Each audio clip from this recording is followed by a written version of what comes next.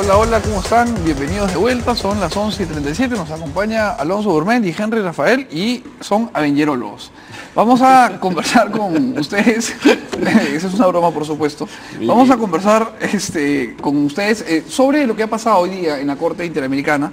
Henry es un conocido analista político, ustedes ya lo han tenido aquí con nosotros varias veces. Alonso Gourmet, además de gran amigo mío, es profesor especialista en Derecho Internacional y conoce mucho de temas como el de la Corte Interamericana. Entonces quiero comenzar, Alonso, preguntándote, ¿qué puede pasar con la Corte?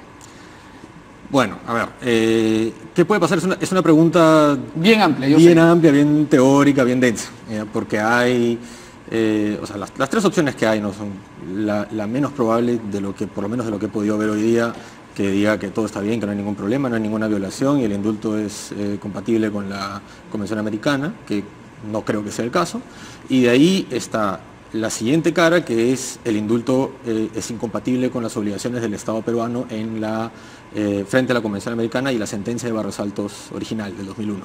En ese escenario hay dos posibles alternativas. La primera alternativa es la más moderada, que diga el Estado peruano justifica los argumentos detrás de este indulto para demostrarme que existe una compatibilidad, o sea, hazlo de nuevo y hazlo bien, ¿no? O sea, en el asunto del proceso de justificar que fue un camino humanitario dentro de la humanitario, categoría transicional, cualquier motivo justificado dentro del derecho interamericano para hacer un beneficio penitenciario, un indulto, ¿no? Entonces, esa es una, y dice, y si no puedes, pues entonces déjalo sin efecto, ¿no?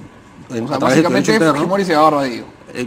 Sí, claro. Y la segunda alternativa es la más tajante, que es en base al mismo precedente de Barrios Altos, que en 2001 sentenció que las amnistías, textualmente dice, carecen de efectos jurídicos, declaré que lo mismo aplica para un indulto en este tipo de casos, y por lo tanto el indulto es nulo desde el inicio, y la Corte lo declaró sin tener que pedirle al Estado que lo declare nulo. Ya, pero una pregunta. Hay una diferencia jurídica importante entre una amnistía y un indulto, ¿no? Porque sí, hasta donde entiendo, una amnistía lo que hace es, Henry, por favor, súmate en el momento que quieras a la conversación en este punto. Una amnistía lo que dice es, básicamente, estas personas, digamos, borrón y cuenta nueva. Y un indulto lo que hace es, admite la comisión del delito y perdona, ¿no? Sí. O sea, hacer esa interpretación sería un salto medio complicado, ¿no? No, yo creo que el tema de la Corte, ya para efectos de carácter político, va más que por lo que la Corte vaya a decidir en sí, que creo que Alonso lo ha explicado bastante bien en esta todavía nube de posibilidades, es si el Estado peruano lo va a cumplir o no, ¿no? Hoy ya el ministro de Justicia adelantó opinión señalando que es casi un imposible que Fujimori vuelva al penal, con lo cual puede haber probablemente una sanción o una decisión de la Corte en cualquiera de los dos escenarios, pero muy difícil que el Estado peruano lo cumpla a cabalidad, y lo veníamos conversando justamente antes del programa, ¿no? Y puede suceder probablemente que lo que ocurra es que termine año a año, como bien señala Alonso, pidiendo explicaciones al Perú sobre el incumplimiento de una decisión de la Corte. Yo veo muy difícil, primero porque, a ver, para que una decisión de este tipo pudiese prosperar, también hubiera tenido que ser más sostenible la desazón social, las marchas, y todo eso ha ido decayendo. Y entonces el tema del indulto, incluso a nivel político, ha ido perdiendo peso a cierto punto, que yo creo que el Estado, o el gobierno del Perú en este caso, cree que incumplir una orden de la Corte Interamericana no nos pondría en una situación de caos social y político, ¿no? Creo que pero ese es un análisis bien realpolitik, ¿no? Porque finalmente lo que la Corte diga no tendría por qué verse influido por la cantidad de marchas o por la nutrición. Es totalmente, marchas, ¿no? es totalmente realpolitik. O sea, la política o el tema jurídico va por un lado y la política está yendo por otro lado. Y tanto así de que mientras casi para todos es claro que el indulto a Fujimori es o fue de carácter político, ¿no? Porque finalmente es un acto político, a la hora de la hora, políticamente probablemente no se haga caso, digamos, y con algunas razones de derecho, a las argumentaciones de la Corte, ¿no? Ahora, perdón, Alonso, hay una cosa que me gustaría que me comentes desde el derecho, que es que esta tarde estuvo conmigo conversando a las 5:30 el viceministro de Justicia, que es además el presidente de la Comisión de Gracias Presidenciales. Entonces yo le preguntaba ¿cuál es el proceso que debe seguir un indulto para encajar dentro del supuesto de humanitario? Entonces, él me decía que hay una lista no taxativa de características, son 6 que tienen que coincidir y tal. Entonces, lo que yo le preguntaba es, ya viceministro, pero finalmente, si es que una persona encaja dentro de estas 6 características, sigue siendo una discrecionalidad política la del presidente, se acepta o no. Y le puse el ejemplo de Aymar Guzmán, le digo, exacto. o sea que si Aymar Guzmán encaja en estas 6, Kuczynski lo va a indultar, y me dice no. Entonces le digo, bueno, entonces no digamos tampoco que es un indulto humanitario, porque estoy seguro que presos que encajan en esas 6, en el Perú deben haber por lo menos cientos, ¿no? Sí. Hay una discrecionalidad netamente política también. Hay una discrecionalidad netamente política, sí. No existe el derecho a ser indultado, ¿no? Claro, a eso voy. Lo que sí hay es normas para cuando el derecho internacional admite que se alteren ciertos principios básicos. El principio básico que se altera en el caso del indulto de Fujimori es el principio de proporcionalidad de la pena, que es una expresión del derecho al remedio eficaz de las víctimas. O sea, si alguien roba algo, el que es robado, el que le roban el celular, tiene derecho a que esa persona vaya presa y le devuelvan su celular, ¿no? Si eso no sucede, hay una falla del Estado. Ahora, ¿qué tanto tiempo tiene que ir preso? Si roba un celular y va preso 35 años, hay desproporcionalidad de la pena. Igual, si alguien comete un crimen de lesa humanidad, una grave violación de derechos humanos, o tortura, lo que sea, la pena debe ser de determinado peso también. Ese es el estándar que se evalúa en la Corte Interamericana, sea por el lado transicional de tipo estilo Colombia, vamos a lograr un proceso de paz, reconciliar al país, o por el lado humanitario. Los fines de la pena tienen que haber dejado de tener sentido, digamos así. O sea, es como el caso de Hermosa Ríos, ¿no? Que está postrada en una cama, que no puede hablar, que está cuidado por otros presos, que no tiene acceso a una clínica. Ese es un caso que calza mucho más en el estándar internacional que el caso de Fujimori. Ahora, Fujimori ha sido harto debatido si es que fue condenado o no por lesa humanidad. La sentencia dice que no, o sea, lo menciona en la parte, no en la explicación, pero no en la parte condenatoria. Y luego hay una sentencia del propio Tribunal Constitucional, una resolución que precisa que no. No, y el mismo juez San Martín lo ha dicho. Lo ha dicho después, ¿no? Pero claro, desde la perspectiva de derecho internacional público, hay una interpretación que podría decir que sí. Es que hay una diferencia entre el derecho doméstico y el derecho internacional. Entonces, en el derecho doméstico, el Perú no puede sancionar a alguien por delitos de lesa humanidad porque no existe el tipo penal. Y en el 91 no existía tampoco. Pero eso no significa que el Estado peruano niegue la categoría de la existencia de crímenes de lesa humanidad. El crimen de lesa humanidad es una figura de derecho internacional que existe y que el Estado reconoce, independientemente de si no está cumpliendo su obligación de llevarlo al ámbito interno, ¿no? Pero incluso asumiendo toda esa discusión, todo el tema de que sí, en efecto, la mención al crimen de lesa humanidad en las sentencias de Fujimori es declarativa, igual no se está discutiendo eso a nivel de la Corte Interamericana, porque el crimen de lesa humanidad es un concepto de derecho penal internacional, es un tema de responsabilidad individual, ¿no? Mientras que la Corte no ve responsabilidades individuales, ve responsabilidad estatal. Lo que a la Corte le importa es que Barros Altos y la Cantuta y el concepto clave es graves violaciones de los derechos humanos.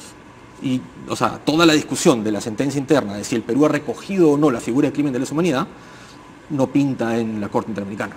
Claro. Y ahora, en el caso, regresando a lo que planteaba Henry, en el caso de que, del cúmulo de posibilidades que planteaste, la Corte diga el indulto tiene que retrotraerse y Fujimori tiene que regresar a Barbadillo, y que efectivamente ya el ministro de Justicia ha dicho que esto es casi imposible y tal. ¿Cómo quedaría frente a la comunidad internacional el Estado peruano si dice no? O sea, ¿cómo podría el Estado peruano decir que no?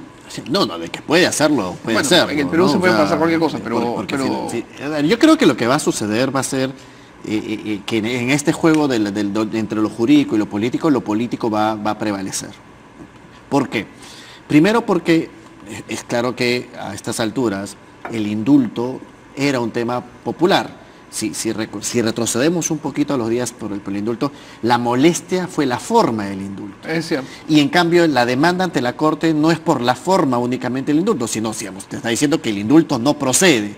Entonces, es muy difícil que el cumplimiento de la supuesta orden de la Corte Interamericana pueda tener algún sustento popular, aunque tú bien como lo dices, ¿no? Finalmente los órdenes judiciales no necesariamente son balotajes electorales, no tienen por qué tener sustento social.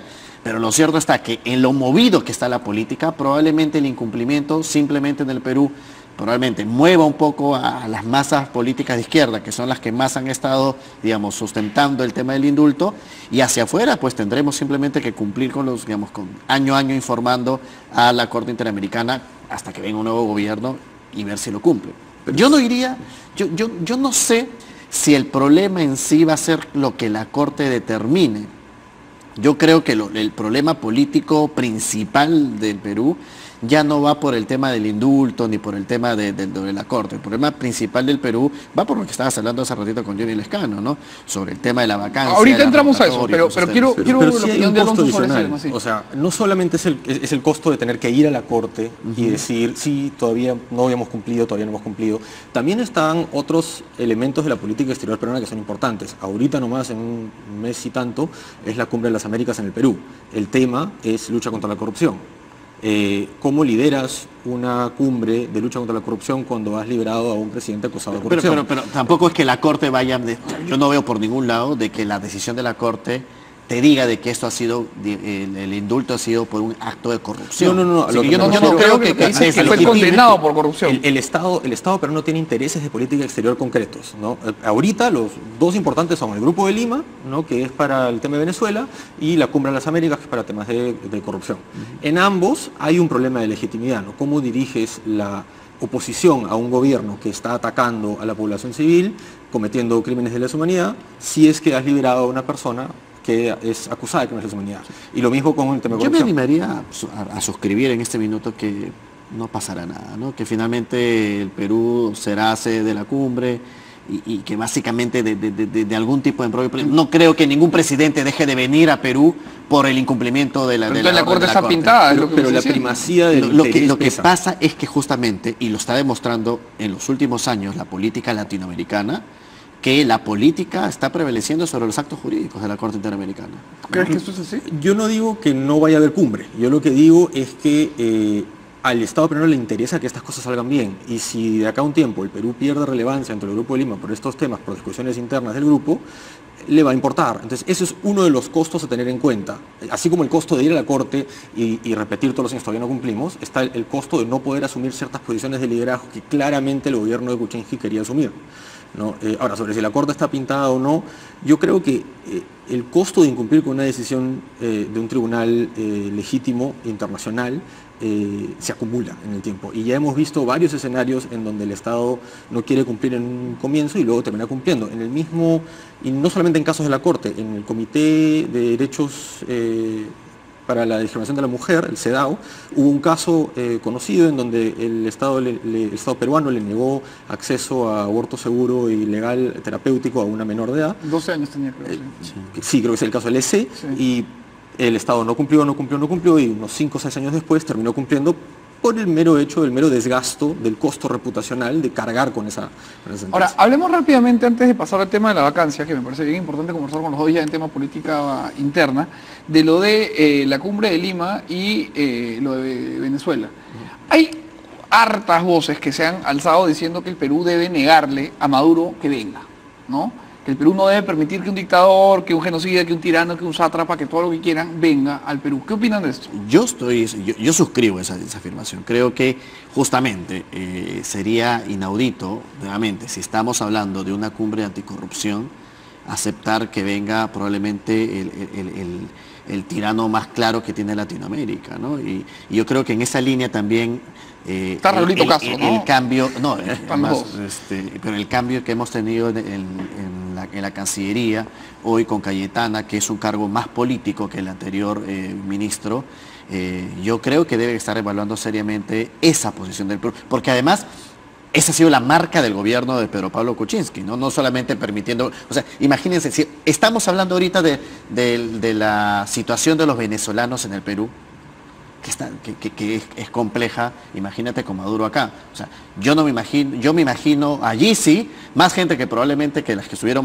marchando en el indulto, todos los venezolanos saliendo a marchar si es que estuviese Maduro acá. O sea, traer un poco el conflicto social venezolano a Perú, más de lo que ya está, creo que sería un error que el gobierno peruano no asuma esa postura de impedir. Ahora, no sé si eso es posible que el Perú impida efectivamente que un presidente pueda venir. No sé, creo que eso es un acuerdo más de los miembros de la cumbre, ¿no? O sea, yo creo que ahí el problema pasa también por una cuestión de que el Perú es parte del Grupo de Lima. Entonces, esa decisión... Y lo lidera, además. Y lo lidera. Entonces, ahí hay dos cuestiones. Una, el Perú no puede simplemente decir que no venga unilateralmente. Tendría que consultárselo a los otros líderes, Chile, Canadá, México, ¿no?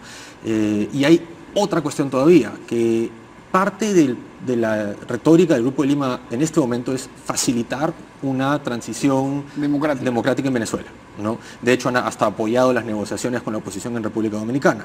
Entonces, hasta ahorita, la retórica no es confrontacional, es de, como dicen en inglés dirían engage, ¿no? Comunicar con el gobierno de Venezuela. ¿Cómo cumples ese rol si no puedes hablar con esa persona porque rompes relaciones? Entonces, para poder tomar esa decisión, para poder decir que no venga Maduro, tendría que haber una discusión interna en el Grupo de Lima para cambiar la narrativa del grupo, para decir, ahora ya no vamos a pretender una solución transicional, negociada, ahora vamos a poner sanciones, ahora vamos a decir que no venga a Lima, vamos a tomar otra postura. Esa decisión no le corresponde solo al Perú. Ya, y además, pero un ratito, dejando de lado por un segundo el tema jurídico, yo aquí quiero plantear y escuchar sus opiniones un par de ideas. A mí me parece que sería, y aquí estamos en una zona de discrepancia, un error que no venga Maduro. ¿Por qué? Porque político, ¿eh? Vamos a dejar lo jurídico de lado. ¿Por qué? Porque Nicolás Maduro utiliza como combustión esencial para su demagogia esquizofrénica hechos de este tipo. O sea, a Maduro le niegas de venir al Perú, se para frente a Miraflores, regala arroz, pone a 200.000 personas al frente y lo tienes diciendo que hay un complot de la CIA en toda América Latina para derrotar a la revolución. Y justamente cuando las dictaduras se ven amenazadas por la propia destrucción, por la propia erosión de sus pilares, lo que siempre hacen es abrazarse con la bandera, ¿no? Y levantar el falso nacionalismo y todo. Entonces, ¿no sería mejor que venga Maduro y que tanto las representaciones diplomáticas como las calles le hagan sentir el rechazo que en Caracas no se puede porque le meten bala a la gente? Eso podría ser una lectura, pero también viene la otra lectura, que es la lectura propia de que quienes estamos mandando un mensaje de defensa de la democracia en Latinoamérica y no permitir que una persona que claramente viola derechos humanos sistemáticamente, que está en una actitud violentista de la democracia en Latinoamérica, tenga un espacio democrático. Y entonces, claro, además, y eso es lo que iba a mencionar, hay un elemento que yo creo que Maduro tampoco quisiera venir porque él ha adelantado elecciones para abril y la cumbre es en marzo. Y entonces es muy poco el tiempo para estar, digamos, jugando con una posibilidad de que en una cumbre como la de Lima pueda generarle algún tipo de reacción en las elecciones que está, digamos, elecciones entre comillas, ¿no? Si no puede participar, que está maquinando para abril, en abril. Así que yo creo que en ambos casos lo que se va a dar es que Maduro no va a llegar acá, ya sea porque los miembros de los países de Lima, del Acuerdo de Lima, puedan decidir que no invitarlo, o que él mismo decida no venir. Porque tiene riesgo político en sus elecciones. Lo segundo ya es problema de él. No yo concuerdo contigo, a mí me encantaría que venga y la calle le diga, y sin represión, porque esa represión que tienen en Venezuela, que le impide a los venezolanos reclamar por los derechos. Hay 100.000 venezolanos en Lima. Por eso. O sea, se podría hacer una cosa. Yo creo que habría, ahí sí la Plaza San Martín se llenaría. Sin duda. Y no le pagan la luz. Exactamente. Que además ya sin misteriosos apagones. Sí. Bueno, entremos al tema final que quería conversar con ustedes, que les decía ya, es un tema de política interna, pero que está bien complicado. Primero, el Frente Amplio presentó esta moción de vacancia que en diciembre nos puso a todos parados de cabeza y casi prospera.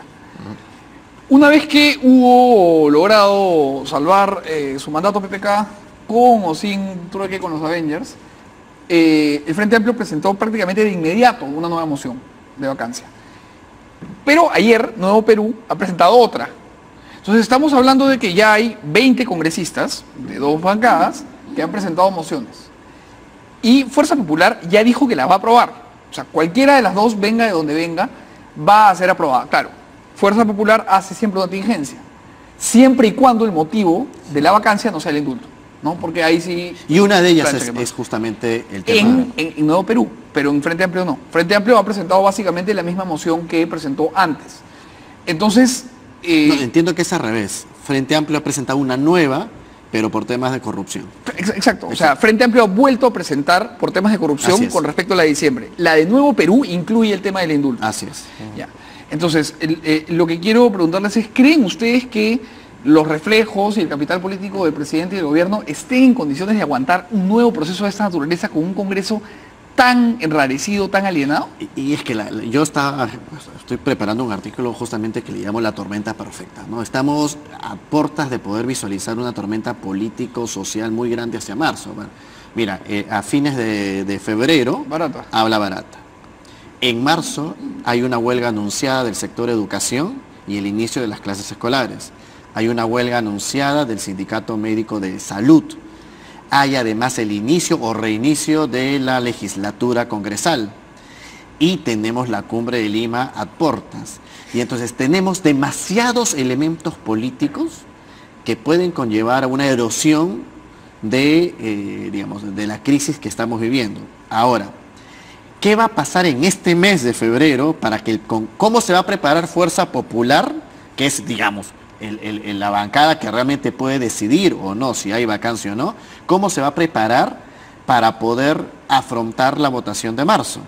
Si va a querer, digamos, hay mecanismos para poder recuperar sus integrantes, ¿no? Uno de esos mecanismos es que le quite saque del Congreso a varios de los congresistas llamados Avengers, ¿no? O como lo leí por ahí en el Twitter, los Sinvergüenzers, ¿no? Pero esta es una posibilidad. Fuerza Popular necesita volver a tener mayoría. Solamente le faltan 5 para volver a tener mayoría en el Congreso, ¿eh? No necesitan los 10. Pero hay una posibilidad legal que les permita tener una mayoría en el Congreso si es que desafora a 5 congresistas y tienen capacidad para hacerlo, ¿no? Hay uno, o sea, Bienvenido Ramírez, Maritza García y otros, creo que Clayton también, tienen varios temas que en el mismo Congreso que están siendo investigados por la Comisión de Ética, por falsificación de documentos, etcétera, etcétera. Entonces, tienen una posibilidad. Eso solamente para terminar. Sí. Y el otro lado es hasta qué punto esta bancada de 10 o esta no bancada de 10 va a llegar a tiempo con la supuesta resolución del Tribunal Constitucional que les permite formar. Claro, pero igual, para pasarle la pelota a Alonso, esa bancada de 10 finalmente es menos que la de Frente Amplio y Nuevo Perú sumados. O sea, los 10 que ganó en un lado los perdió en el otro. ¿Crees que Kuczynski aguanta? ¿Va a poder navegar a través de esta tormenta perfecta que dice Henry? O sea, depende de cuál va a ser la posición de Fuerza Popular. Una cosa es que Fuerza Popular diga que va a aceptar las mociones y otra que diga que va a votar por ellas. Y otra, ver qué va a hacer Kuczynski, si va a volver a plantearle a sus vicepresidentes que renuncien. En fin, es una serie de supuestos. Y para añadir a la tormenta perfecta, la Comisión Interamericana le ha pedido a la Corte una opinión consultiva sobre justamente ese tipo de juicios políticos en Latinoamérica, para que fije estándares sobre cómo debe realizarse. En octubre, ¿no? Hablando sobre todo de Brasil y de Honduras. Exacto, entonces no va a ser en la misma época que la tormenta perfecta, pero si Kuczynski aguanta lo suficiente, puede ser que termine con una opinión consultiva que le favorezca y peor todavía. No, y en esta tormenta perfecta pues, podemos añadir un par de temas, ¿no? Los temas de la agricultura, o sea, acabamos de salir del tema de la papa de una manera que todavía no se sabe cómo se está saliendo. Esa no es una salida. Eso te lo firmo hoy día, ese problema, esa no es una salida. El Estado compra excedentes, pero eso postrará el problema. Hace 15 días, en Palacio de Gobierno, con bombos y platillos, también habían anunciado que habían solucionado el problema de la papa. Entonces, esto está por venir. El problema de los monopolios, que lamentablemente el tema de los monopolios golpea también a la figura presidencial, porque hace recordar el tema del lobby. Y finalmente, si hablamos de tormenta perfecta, esperemos que no haya más problemas de fenómenos climatológicos, que realmente pondría en una situación... Henry, tengo que interrumpirte porque he volado en tiempo, son las 12 de la noche y mi productora no tienes idea cómo se pone si me paso el tiempo. Más 11 es viernes. Me pega. Y además es viernes, así que vayan ustedes todos a pasarla bien y a descansar. Nos vemos el lunes a las 11 de la noche. Muchísimas gracias a Alonso y a Henry por habernos acompañado y también al congresista Lescano con quien abrimos. Nos vemos el lunes a las 11 por aquí. Buenas noches.